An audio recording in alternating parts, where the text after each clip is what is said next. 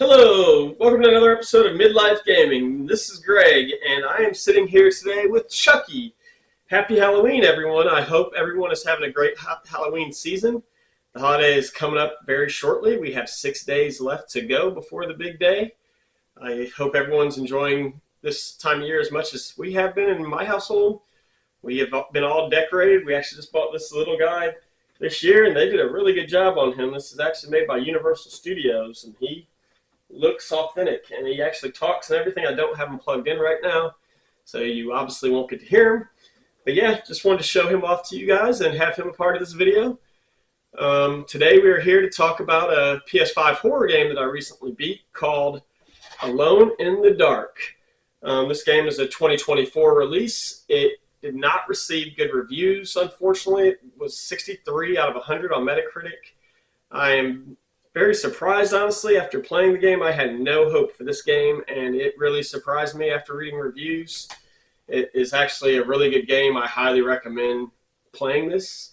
It's one of the better horror games I've played in a while, really, because they don't make a whole lot of good ones. Most of them are just walking simulators. This is not. So this is a third-person game where you shoot her pretty much. So it has the over-the-shoulder kind of view, kind of like the Resident Evil series.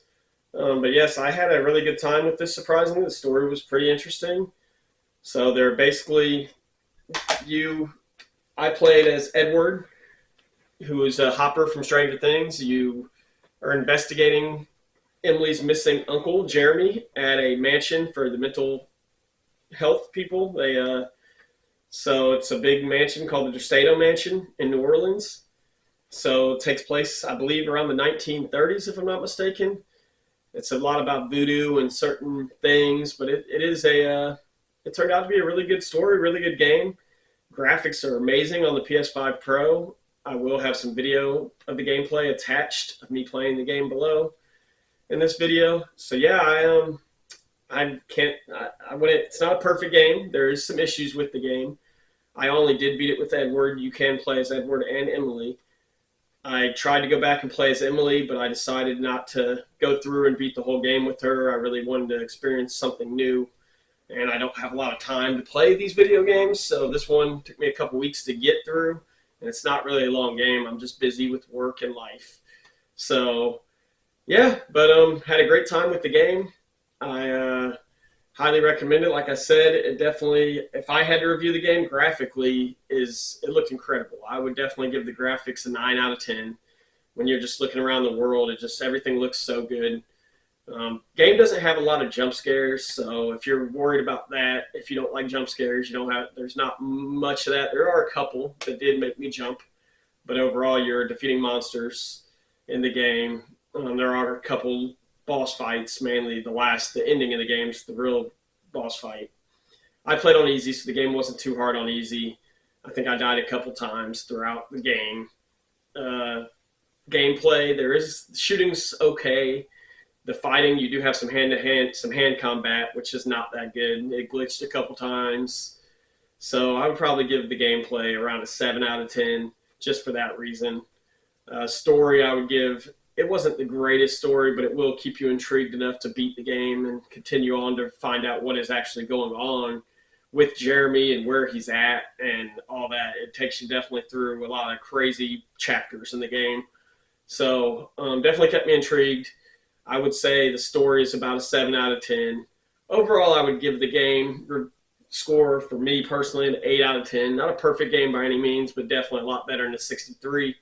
I really feel like they, for some reason, hammered this game. Unfortunately, it did not sell well, and it put the people out of business that made this game. So we will not see another one by them, unfortunately, because I really feel like they have potential to make another one that would have been even better than this one. So if you haven't gave this game a shot, like I said, it's been out for over a year now. So I would definitely give it a shot. It's well worth a playthrough. It took me about 15 hours to beat it, but that's trying to explore, looking for a lot of the extra stuff in the game. If you don't do that, you just want to see the story. Online, they say you can beat it in 6 to 7 hours. So I really took my time playing the game. Reading a lot of the stuff I picked up, I think, was the biggest thing. Plus, I don't know if they count pause time. I took a lot of breaks. I got kids and stuff to take care of. I got a kid to take care of, and I just don't have time to sit there and play straight through like a lot of people watching, I'm sure. So, but yeah, it was a really good playthrough, like I said. So I know they sell collector's editions of this game as well. I've seen it already on eBay a few times, going for a couple $100. Comes with some extra stuff. But I would definitely highly recommend the game. I don't know how much it's going for these days. I got it on sale probably about 6 months ago for $40. So I'm sure it's around the same now. I'm not sure, but definitely worth the pickup. Definitely was worth the $40 to me. I really enjoyed it.